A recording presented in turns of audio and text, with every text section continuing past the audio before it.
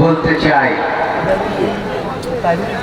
প্রিয় ভাইয়েরা, আমি আমার বক্তব্যের প্রথমে শ্রদ্ধা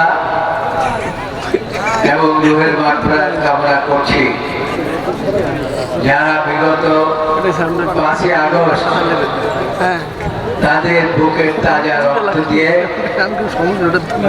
মৃত্যুবরণ করে গেছেন এবং এই দেশকে অনেকেই বলেন যে দ্বিতীয়বার স্বাধীন করে গেছে। এর উদ্দেশ্য কি? আপনারা এসেছেন, খুব ভালো কথা। জনগণের আন্দোলন ফসল হিসেবে আপনারা এসেছেন, কিন্তু জনগণের আশা আপনাদেরকে পূরণ করতে হবে। যদি পূরণ করতে না পারেন তাহলে আপনাদের যে কি হবে এটা আমি তো ভালো কথা কেউ বলতে পারি না, একমাত্র উপরওয়ালা জানে।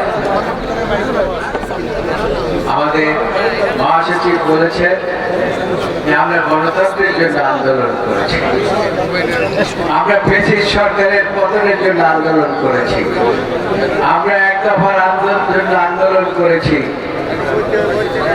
যাদের গুম খুব করেছে সেই সমস্ত পরিবারকে রক্ষা এবং তাদের বিরুদ্ধে যারা রুখে দাঁড়িয়েছিল তাদের বিরুদ্ধে আন্দোলন করেছিল।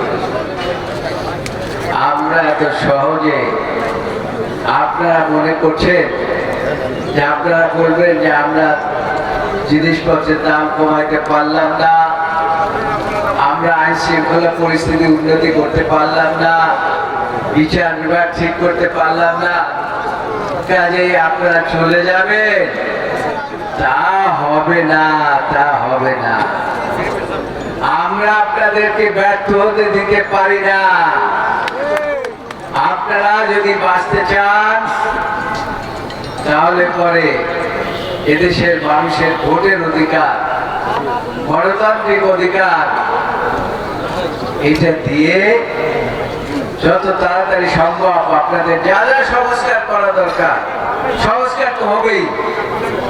তো এটা নির্বাচিত সরকার যা রেখে যাবেন সেটা তারা করবে, কিন্তু দয়া করে একটা নির্বাচন দেন।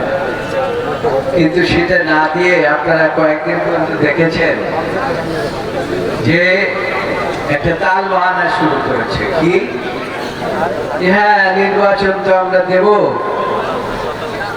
ওই পার্লামেন্টের আগে ইউনিয়ন পরিষদের নির্বাচন দেব, স্থানীয় সরকার। আমরা বলছি এইসব তাল বাহানা ছেড়ে দিয়ে পার্লামেন্টের নির্বাচন দেন।